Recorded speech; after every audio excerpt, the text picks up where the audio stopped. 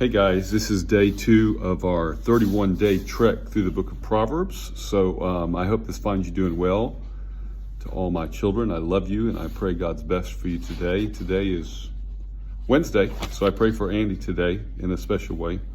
I have 5 kids, so I pray for my 5 children on their specific day, Monday through Friday.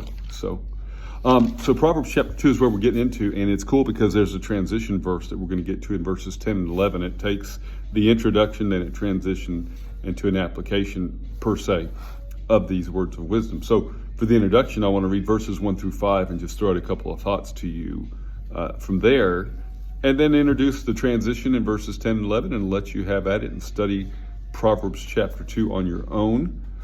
I'm reading out of the New King James Version. So here it is. My son, if you receive my words and treasure my commands within you, so that you incline your heart to wisdom and apply your heart, incline your ear to wisdom and apply your heart to understanding. Yea, if you cry out for discernment and lift up your voice for understanding. If you seek her as silver and search for her as for hidden treasures, then will you understand the fear of the Lord and find the knowledge of God. So, this continuing search in this introduction says, son, if this is something you want, you can have it.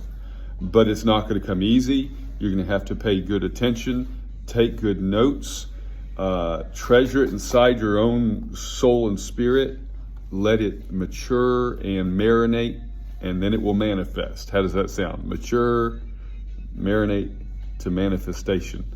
And basically it's saying go after it.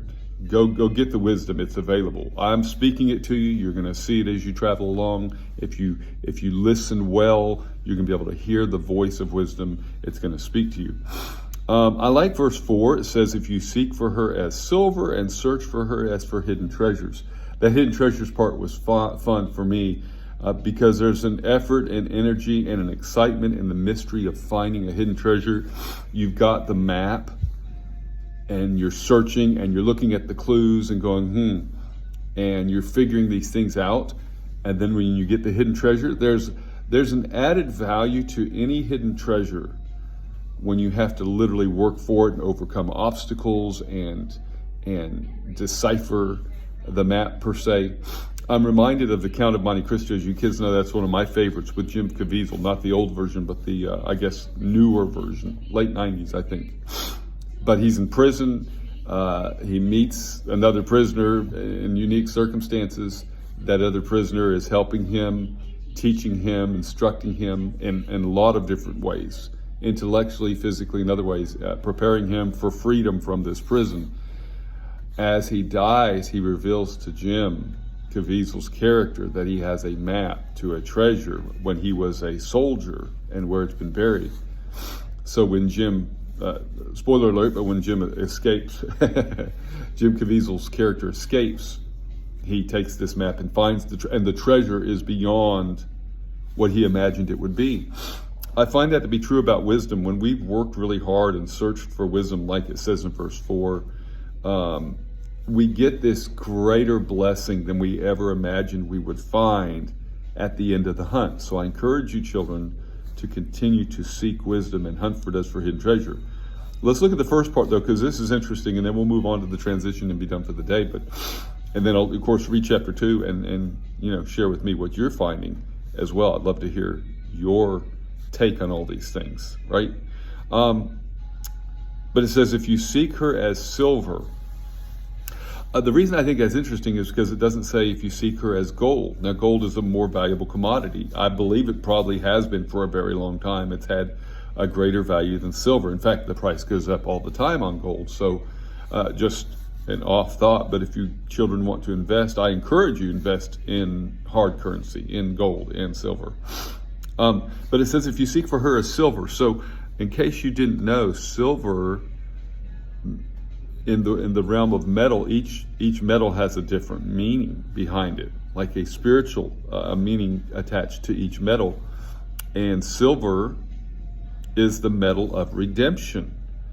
So basically, if you're seeking for something where you can redeem yourself and make better of what you've, maybe make better from the mistakes you've made to get ahead, because your mistakes sort of metaphorically keep you or cause you to lag behind, but you can redeem that by finding this silver and getting ahead further than you would have been if you hadn't found it. So just something to think about there, but I like that he references silver, which is the metal of redemption. Now let's get to the transition part in verses 10 and 11.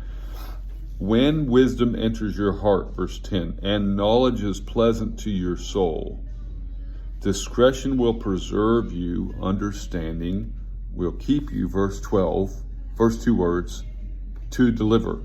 And also verse 16, to deliver.